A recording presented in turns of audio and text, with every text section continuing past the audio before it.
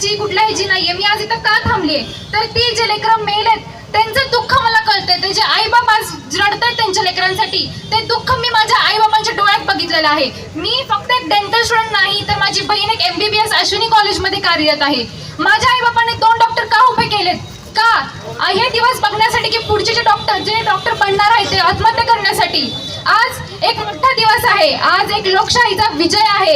आज आपण जे डॉक्टर बाबासाहेब आंबेडकरांनी जे संविधान दिलं ते संविधान जे आपलं राईट टू फ्रीडम आर्टिकल 19 म्हणतं, article 19 clause 1A, article 19 clause B जे right to freedom right to speech म्हणते. आज या सरकारने ते आपलं फ्रीडम ऑफ स्पीच आपल्याकडनं हिरावून घेतलंय. जे आपण बघितलंय ज्या दिल्लीमध्ये जंतर मंतर मूर्तिमुखी पडलेत त्यांचं उत्तर सरकारकडे आहे का?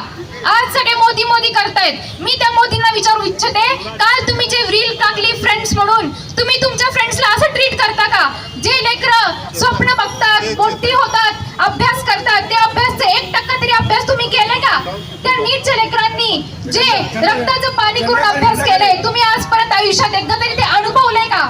तुम्हाला एक चायवाला म्हणतात आणि तुम्ही त्यांना त्या गोष्टीवर तुम्हाला राग येत असेल, पण एका चायवाल्यानी कधी आयुष्यात पुस्तकं उघडलेत का? कधी उघडलेत का पुस्तकी? राधाकृष्ण विखे पाटील यांनी सोलापुरामध्ये येऊन काही तारे तोडले. जंतर मंतर वर जे आंदोलन चालू आहे त्या आंदोलनामध्ये अतिरेकी लोक आहेत. त्या आंदोलनामध्ये पाकिस्तान पुरस्कृत लोक आहेत. म्हणून राधाकृष्ण विखे पाटील जसं धर्मेंद्र प्रधानने राजीनामा दिला तसं तुम्हाला राजीनामा द्यावाच लागेल. अरे त्या दिल्लीमध्ये 50 वर्ष झाला इतके तरुण इतके विद्यार्थी कधीही जमले नाही. मेट्रो बंद, टॅक्सी बंद, सिटी बस बंद, रिक्षा बंद, तरीही लाखो लोक चालत आले त्या ठिकाणी. आणि त्याने सांगितलं जोपर्यंत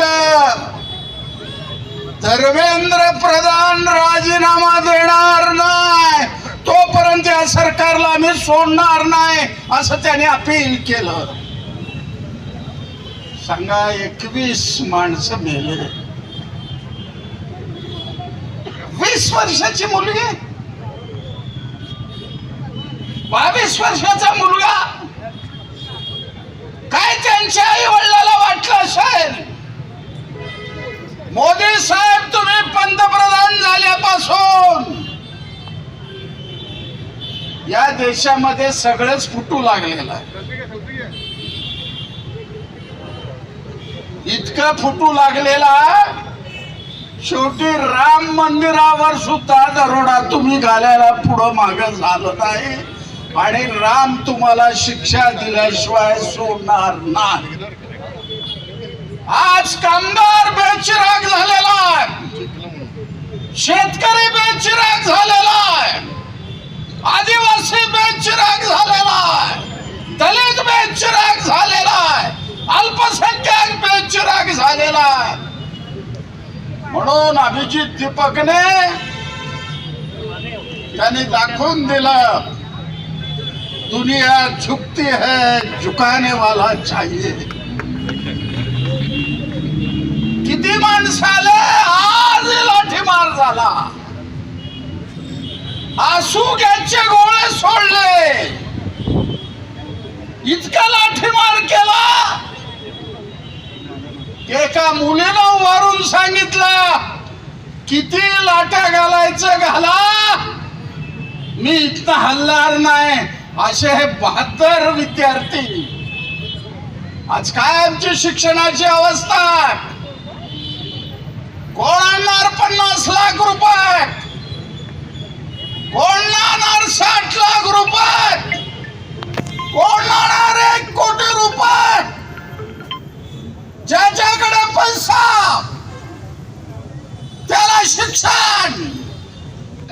हे देशात नव्हे तर जगामध्ये फेमस झालेलं आहे. असं आंदोलन या देशामध्ये कधीच झालं नव्हतं.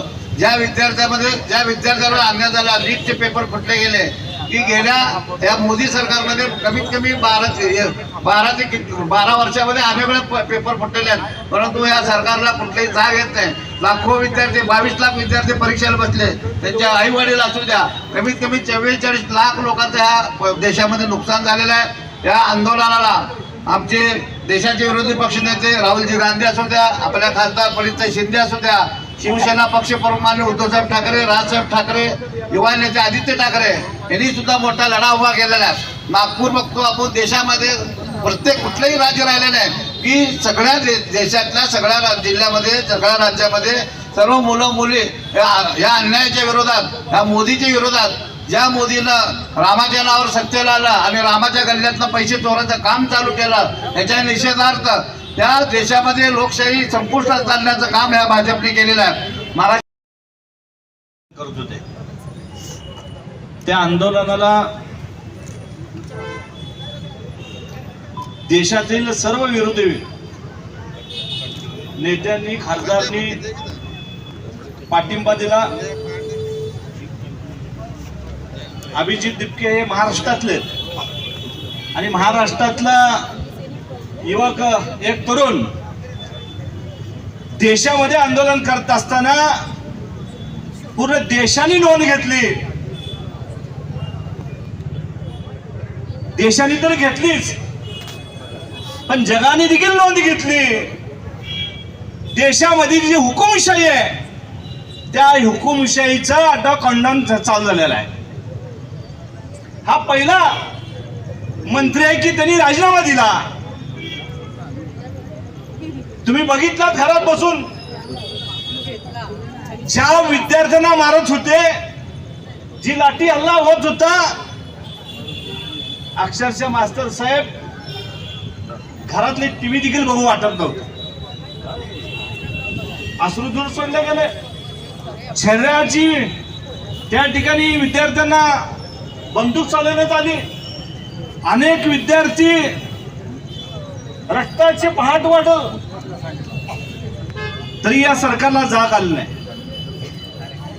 म्हणून आजचा हा दिवस राहुलजी गांधी असेल, आपले 100 खासदार असतील, जे अभिजित दिपके बरोबर जे विद्यार्थी असतील, त्यांचं यश या ठिकाणी म्हणावं लागेल. मी आभार प्रदर्शन मानत असताना कमी वेळामध्ये या ठिकाणी विद्यार्थी आले, त्यांचा आभार मानतो. कम्युनिस्ट पक्षाचे सर्व नेते, आमच्या आढाव मास्तर साहेब, त्यांचा आभार मानतो. राष्ट्रवादीचे सर्व संघटना, त्यांचे अध्यक्ष महेश गादेकर साहेबांचा आभार मानतो. शिवसेनेचे नेते प्रताप असतील, महेश धाराशिव असतील, त्यांच्या सर्व संघटनेचे आभार मानतो.